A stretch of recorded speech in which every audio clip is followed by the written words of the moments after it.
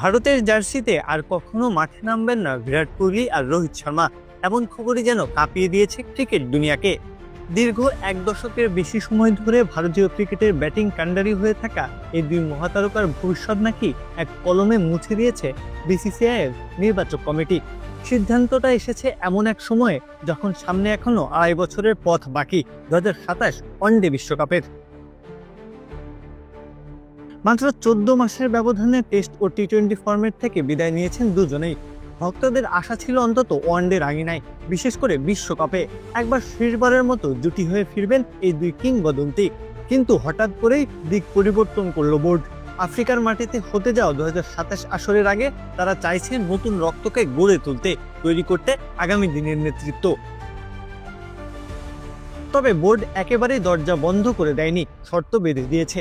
যদি সত্যিই খেলতে চান পরের বিশ্বকাপে, আগে প্রমাণ দিতে হবে ঘরোয়া ক্রিকেটে নামতে হবে ভারতের প্রধান 50 ওভারের টুর্নামেন্ট বিজয় হাজারে ট্রফিতে। মুম্বাইয়ের হয়ে রোহিত, দিল্লির হয়ে বিরাট, হয়তো আবার ব্যাট তুলে দাঁড়াতে হবে সেই অচেনা ছোট্ট ভেন্যুগুলোতে। সেখানেই ব্যাটের রানে বোর্ডকে বোঝাতে হবে তারা এখনো ফুরিয়ে যাননি। কিন্তু আন্তর্জাতিক ক্রিকেট থেকে দূরে থেকে কি করে ফিটনেস নিয়ে কাজ করা যায়, প্রশ্ন আসতে পারে। এত শর্ত কেন?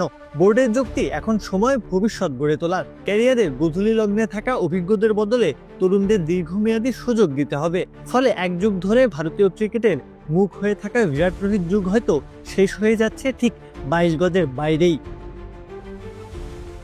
2023 বিশ্বকাপের পরিসংখ্যান এখনো বলে দেয় কেন এই সিদ্ধান্ত এত বিতর্কিত।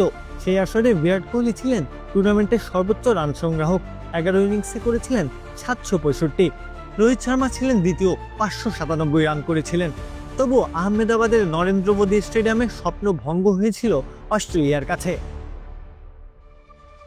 আজ বোর্ডের এই নতুন নীতিতে ভেসে উঠছে সেই ছবি, বিরাটের নীরব দৃষ্টি, রোহিতের চোখ আকাশের দিকে তাকানো।